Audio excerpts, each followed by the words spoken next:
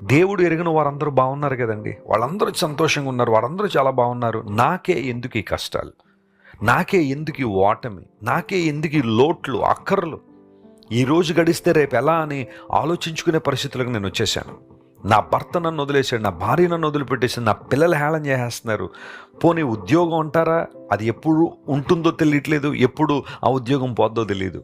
అలాంటి పరిస్థితుల్లో నేను ఈ సంఘర్షణ ఎదుర్కోలేకపోతున్నాను అని చాలామంది బహుశా వేదన పడుతూ ఉండొచ్చు. ఎగ్జాక్ట్గా లేయ అలాంటి పరిస్థితుల్లో ఉన్నప్పుడు దేవుడు లేయని జ్ఞాపకం చేసుకున్నాడు.